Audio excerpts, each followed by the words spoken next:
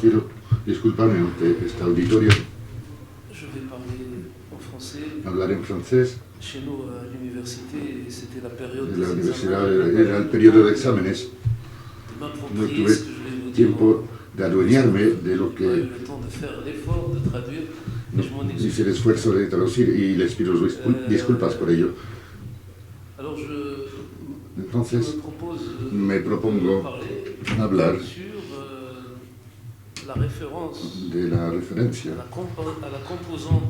componente andaluz o andalusí en el discurso político marroquí de hoy día. Y cuando digo componente andaluz o andalusí, es tanto a nivel cultural, lingüístico, social.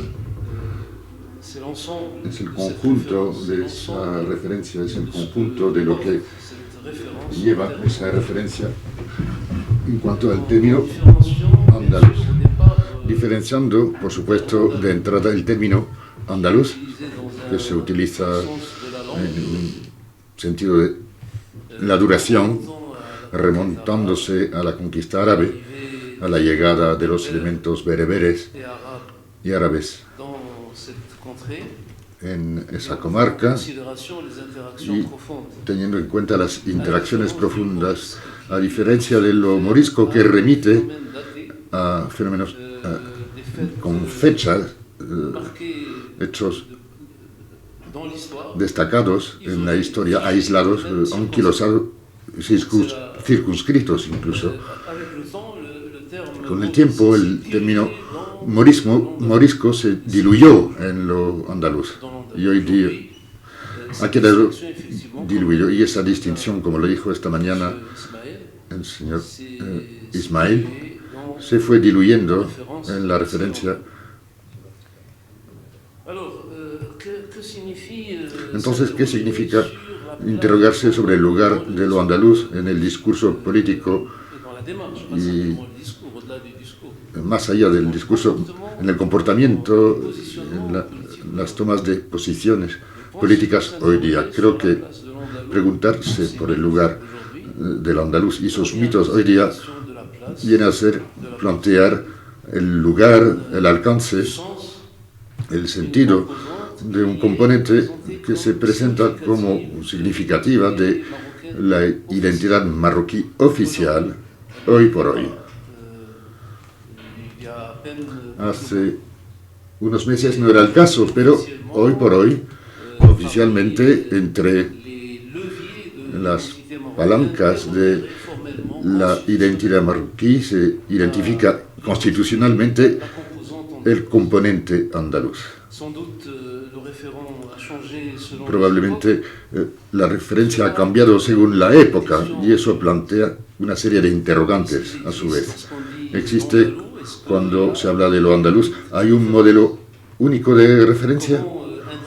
¿Cómo interactúa con la experiencia histórica andaluza, tanto desde el punto de vista del Estado marroquí profundo, esto es, el Estado a través de la duración del tiempo, y la sociedad profunda? Hubo un auge de interés desde la primavera árabe, porque a través del término de Estado profundo se quiere descubrir que hay algo, por ejemplo, en Egipto. En Egipto es un Estado militar, queramos o no, porque hay una estructura militar desde hace mucho tiempo. No hablo del periodo de los faraones, pero la relación con el Imperio Otomano, el naserismo, quizás también se ve hoy día, es el Estado profundo. Entonces, cuando se habla de Marruecos, no se habla de los janisarios ni el ejército. Montesquieu habla de ellos para Argelia, en grandeza y decadencia del Imperio Romano. Se trata de una estructura militar en Argelia, y muchos dicen que hay una continuidad a lo largo de la historia, así como en el Imperio Otomano, por lo que hay una casta militar muy potente. El estado profundo de Marruecos son sedimentos de influencias varias, entre las cuales los politólogos han subrayado la capa andaluza. En estudios eruditos sobre el Marruecos político siempre encontramos esa referencia a, en un momento dado, la gran influencia andaluza en la propia estructuración del poder. Por lo que cuando se plantea ese interrogante, remitimos a múltiples interrogantes. ¿Existe un modelo andaluz único de referencia? ¿Cómo interactúa con la experiencia histórica de Andalucía o de las Andalucías, tanto con respecto al Estado como con respecto a la sociedad? Cabe ver una reivindicación andaluza cultural y lingüística como puede ser bereber o africano en Marruecos, como se expresa en las realidades marroquíes. ¿A quién se dirige esa reivindicación andaluza? ¿Se dirige a la sociedad marroquí o a otras partes? ¿Cuáles son las funciones políticas e ideológicas del andalucismo marroquí? ¿Es un arma de combate? ¿Tuvimos esa impresión en el movimiento nacional? ¿O un principio de regulación interno o externo? Hoy el Estado marroquí se jacta de ser pluralista, o al menos haber optado en un principio por el pluralismo. Cuando se introduce en el preámbulo de la Constitución, Marruecos es el producto de una evolución histórica donde desempeña un papel importante la herencia bereber, africana, andaluz, hebraico, etc. Es una forma de equilibrar, multiplicar los componentes para rebajar las contradicciones. Todos esos interrogantes es ver un poco la importancia, y no es un hecho baladí. Aunque fuera tabú durante mucho tiempo, se evitó, se soslayó durante mucho tiempo. Los miembros del movimiento nacional, cuando les pregunto acerca del porqué esa no afirmación en el espacio marroquí de la identidad andalusí, no quisimos, nuestra primera preocupación era la integración nacional, no quisimos desdibujar el paisaje político añadiendo además ese problema. Bueno, saltaré una serie de elementos de esa ponencia para respetar el tiempo de que dispongo. Mi amigo José Antonio Alcantud ya había expuesto en su libro El mito del moro,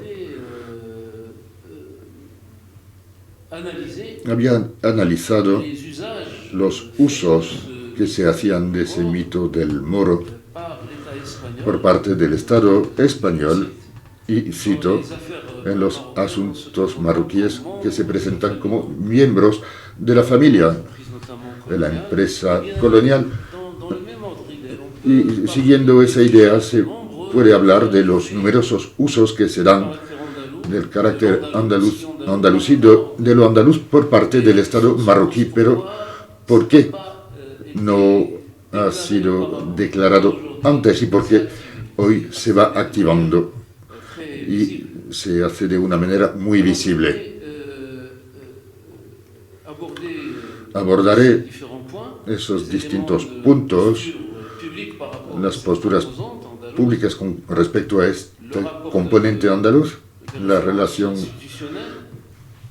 de referencia institucional, la cuestión de las élites andaluzas, los fundamentos intelectuales del referente político andaluz, y hoy por hoy en el debate que que me remite a un tema que no es una cuestión central en Marruecos, pero está muy presente con respecto a la islamofobia erudita o científica.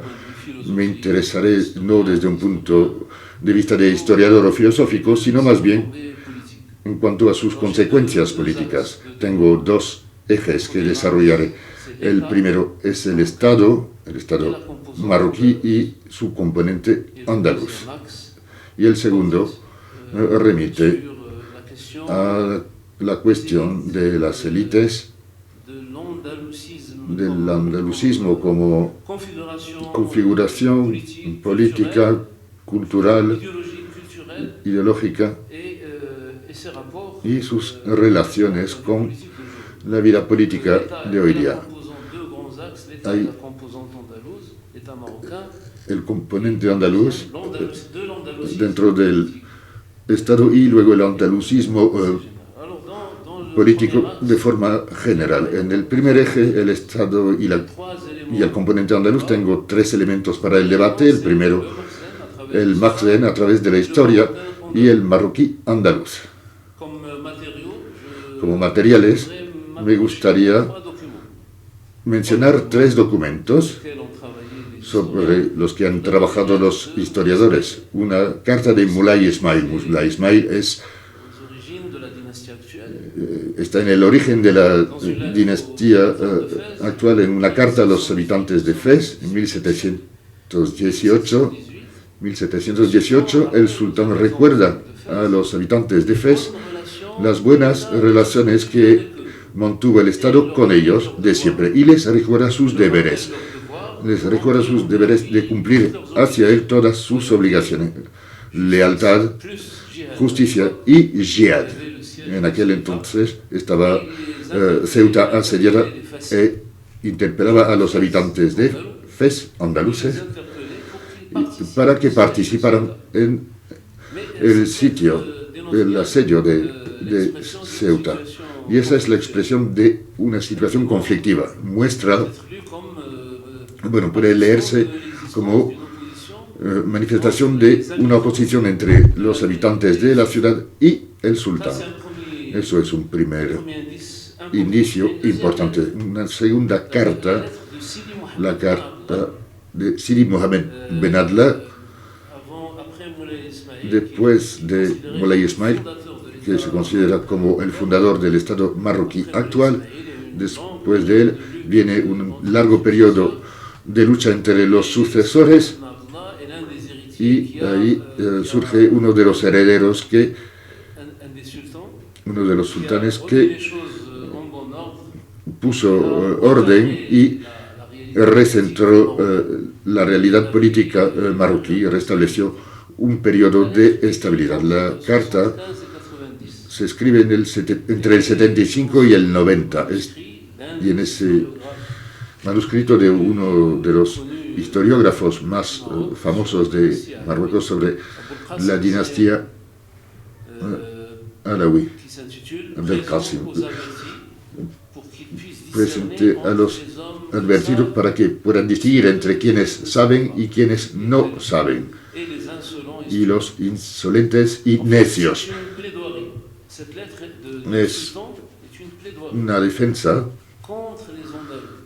en contra de los andaluces. Critica de manera frontal a los andaluces. Les trata como un atajo de bizantinos, esto es, gente procedentes de Bizancio, árabes de Oriente, por tanto, extranjeros, persas, esclavos, renegados, Beldén. El término Beldín significa judíos que se convirtieron, se volvieron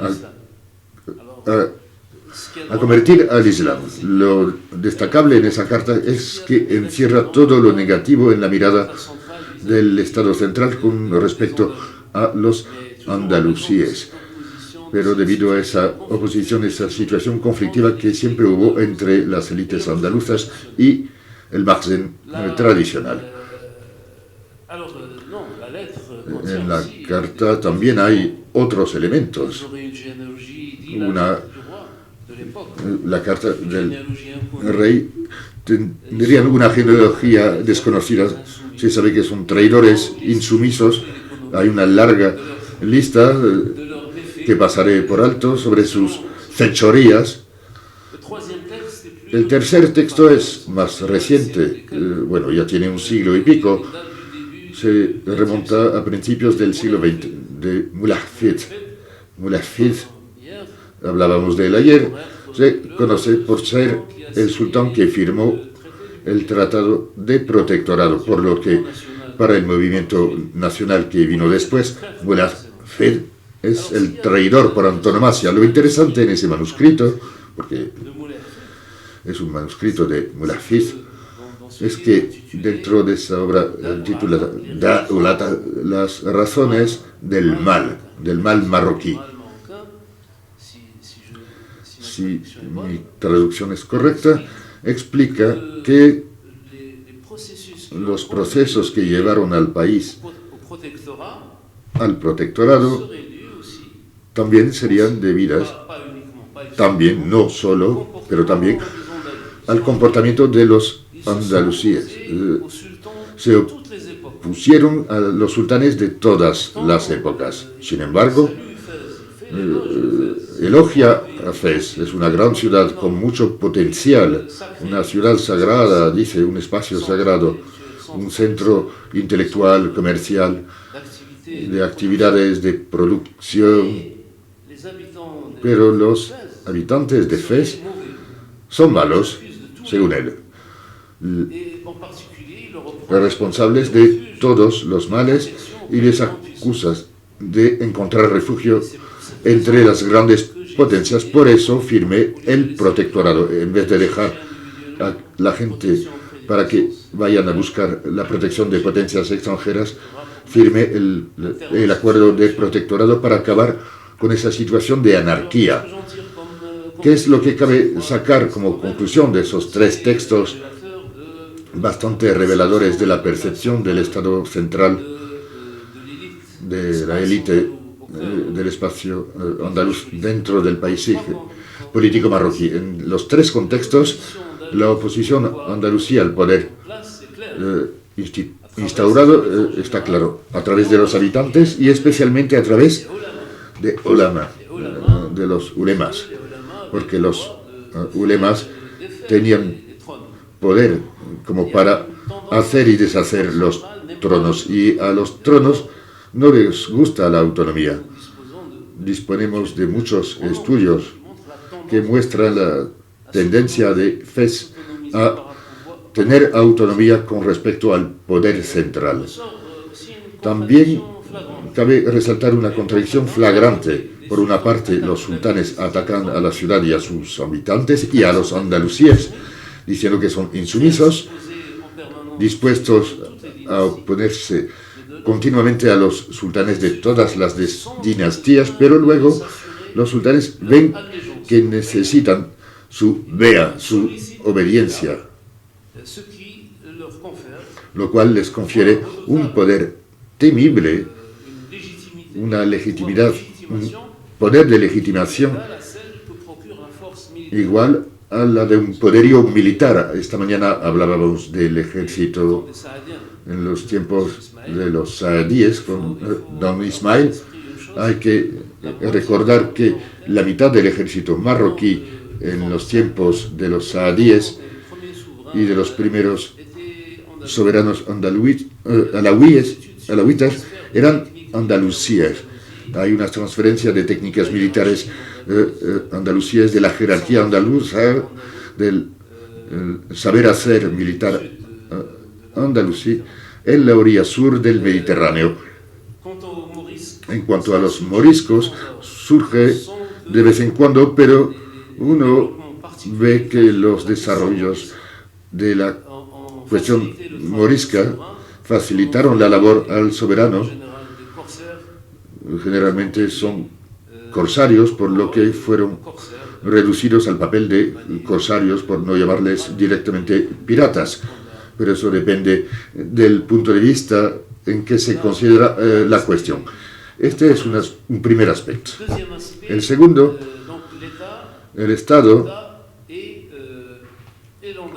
y el marroquí de origen andaluz a largo plazo, después de ver esa selección de textos que son significativos. En esa relación entre el Estado y el marroquí andaluz, remite a las referencias institucionales. En Marruecos tenemos una nueva Carta Magna desde julio de 2011 y que dice en el preámbulo: el reino de Marruecos pretende conservar en su plenitud y su integridad nacional una e indivisible, su unidad forjada por la convergencia de sus componentes árabo-islámicos. Esa es la primera capa. Amazigh, bereberes, y se fue nutriendo y enriqueció con aportaciones africanos, hebraicos e mediterráneos. Se oficializa uno de los primeros textos, marcos, que menciona la cuestión andaluza. Sí, que cabe hablar de eso. Mucho antes de la consagración tenemos discursos, declaraciones. No voy a aburrirles con eso, pero tenemos una multiplicidad de discursos que remiten al lugar del andaluz, de todo lo que remite al componente andaluz. Por ejemplo, el discurso que creó el Instituto Real de la Cultura Amazigh. Hay un hermoso párrafo sobre lo que hoy puede definir la identidad nacional. Y también en muchas declaraciones y discursos, remitiéndome al discurso del jefe del Estado del andaluz, o lo andaluz, está muy presente. A menudo se habla del andalucismo de Estado y es un medio de regulación de las relaciones de vecindario, tanto en el periodo franquista como en el periodo democrático de la transición democrática. Era una manera de regular las relaciones de vecindario. A Hassan II le gustaba decir: somos primos, tenemos relaciones de parentesco, y ahí había elementos de desarrollo. Pasaré brevemente de los problemas gubernamentales y por parte del Ministerio de Cultura, pero no solo, en declaraciones de los primeros ministros y responsables sobre el componente andaluz. El último punto de esta relación entre el Estado y el componente andaluz remite a la cuestión lingüística, el pluralismo lingüístico, étnico y cultural, porque es uno de los principios que se plantea hoy. En la Constitución 2011, se prevé la creación de una instancia que va a zanjar la cuestión de las lenguas, los dialectos, desde los dos idiomas oficiales que son el árabe y el amazigh, y los demás hablas operativos, funcionales en la sociedad marroquí. Y eso plantea la pregunta del pluralismo. Conocemos ese fragmento de la Muqaddima de Ibn Khaldun que destacó el lugar del árabe andaluz en la clasificación de los dialectos neoárabes, y los que preparan hoy el aparato institucional y los textos legislativos que remiten al pluralismo cultural y lingüístico en Marruecos trabajan sobre esos materiales. ¿Y qué decía Ibn Khaldun? La lengua de las gentes de Oriente es en ciertos aspectos distinta de la de las gentes del Magreb, así como la las gentes de al-Andalus frente a ambos. Hay algo que al parecer distingue los dialectos de al-Andalus con respecto a los dialectos magrebíes y africanos, que no son del mismo rango.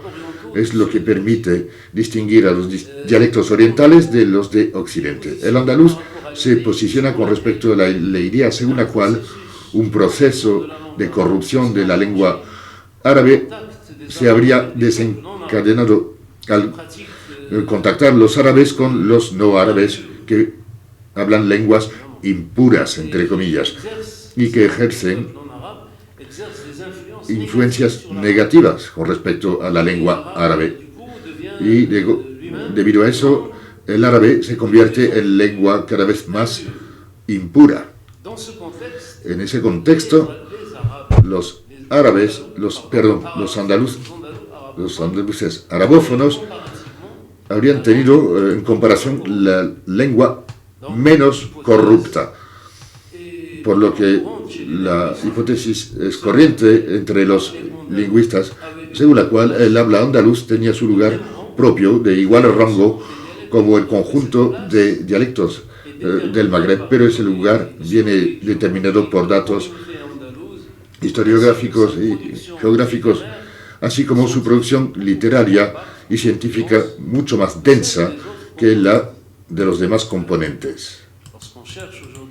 Hoy, cuando se busca una literatura imazigh, se está elaborando, pero con respecto al acervo, al legado andaluz, no hay común medida, no hay equilibrio, no hay parango.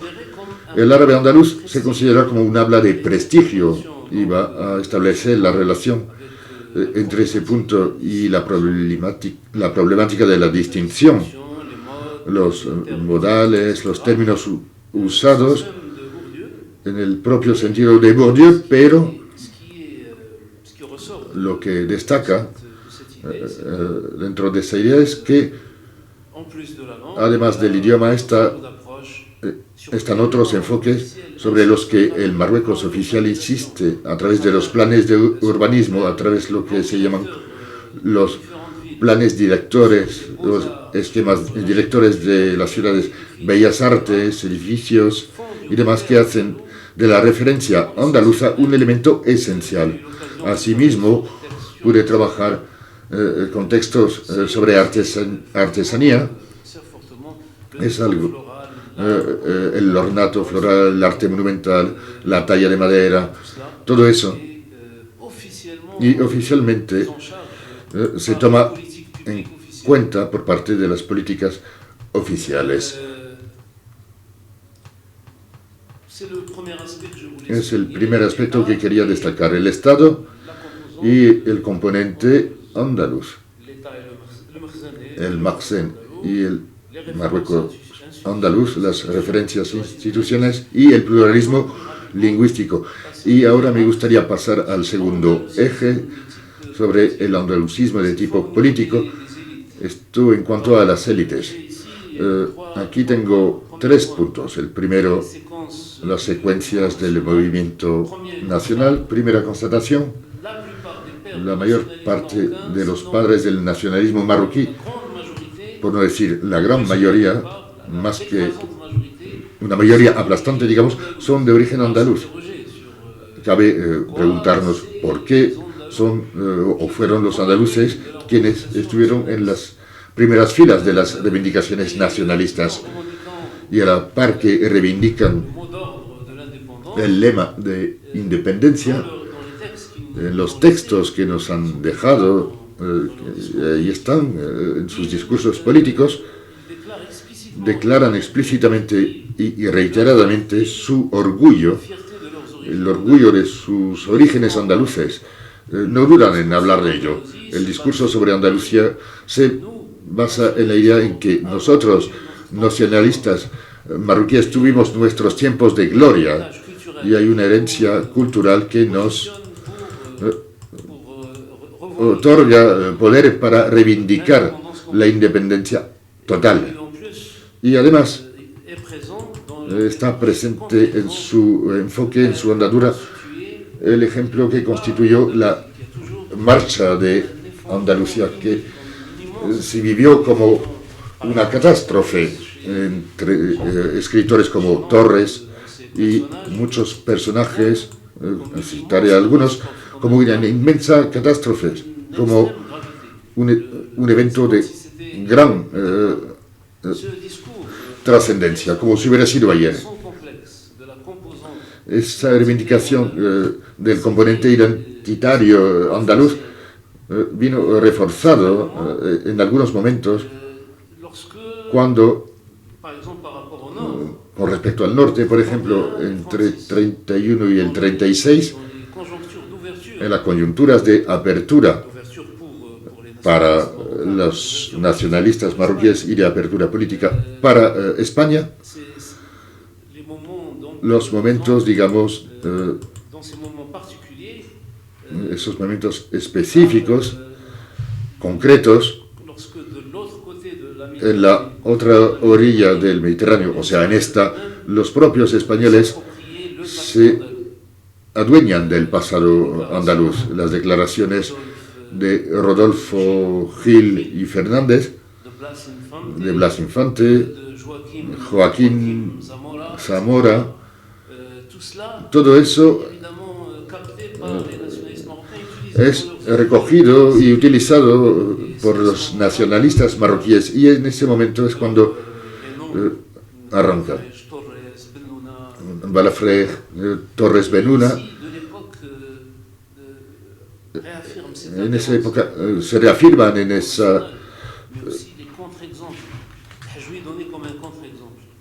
ese apego, y hay contraejemplos, y en un relato de viaje en Andalucía expresa su sensibilidad reformista peculiar, rechazada por los nacionalistas marroquíes, y habla el Ajuí de Andalucía como un referente central.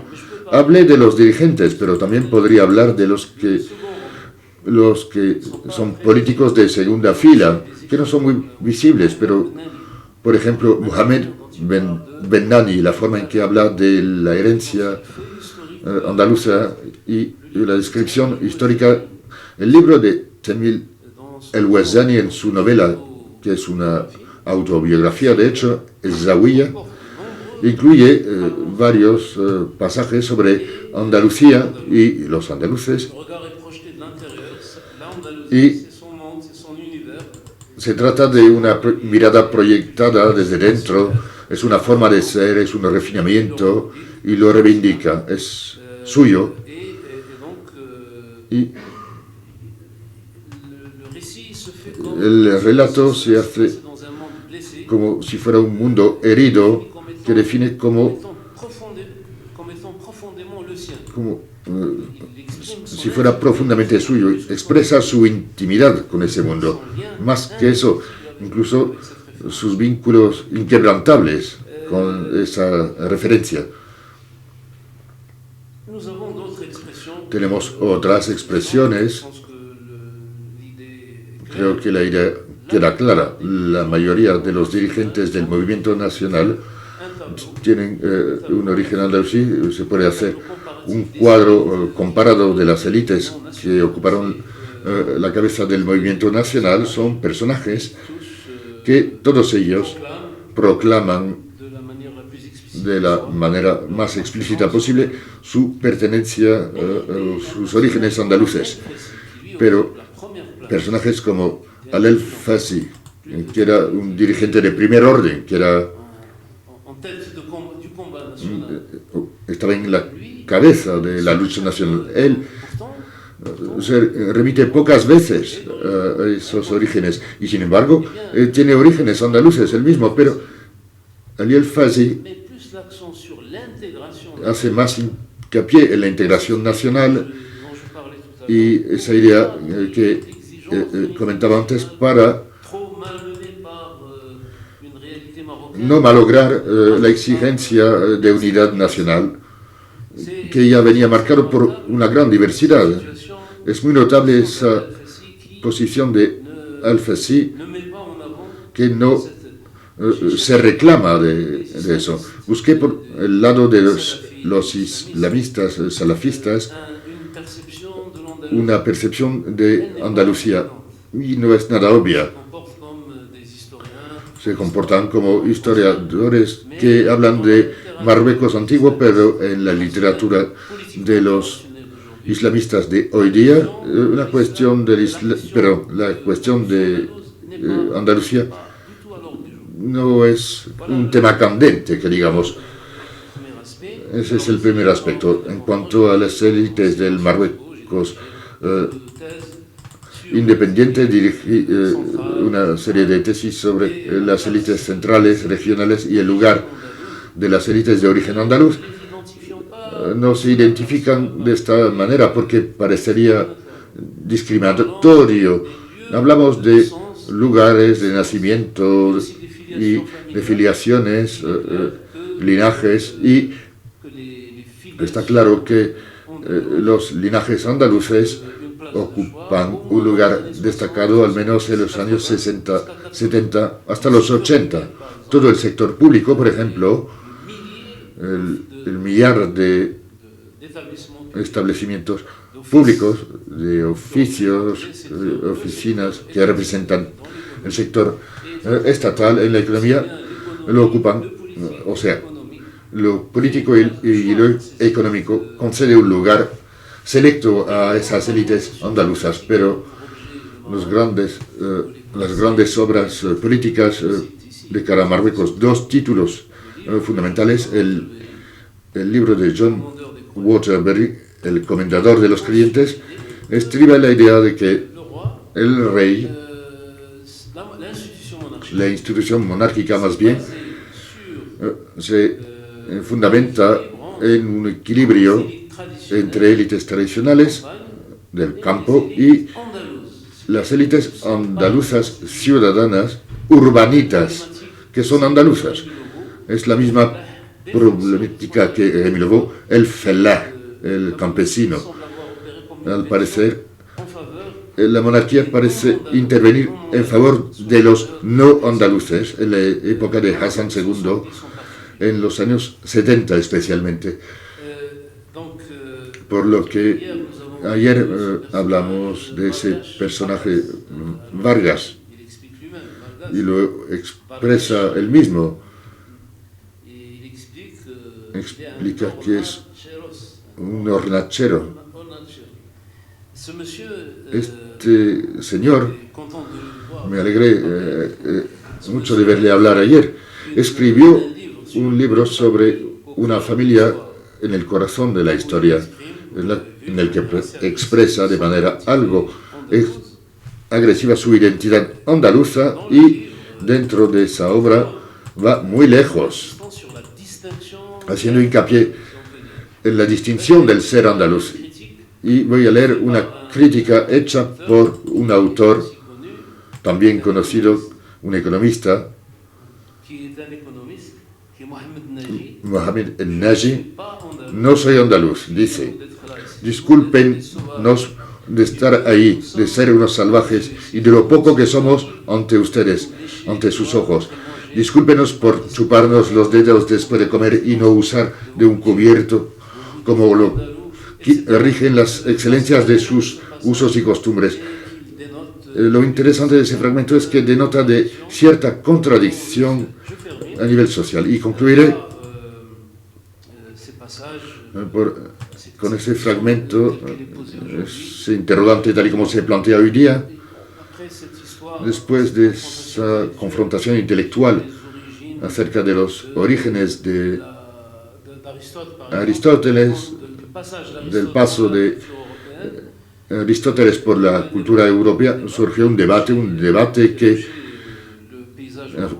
trastocó el paisaje marroquí desde un punto de vista político también, y dentro de ese debate, Sylvain Guggenheim, acerca de Aristóteles o el Mont Saint-Michel, y la respuesta es una obra colectiva.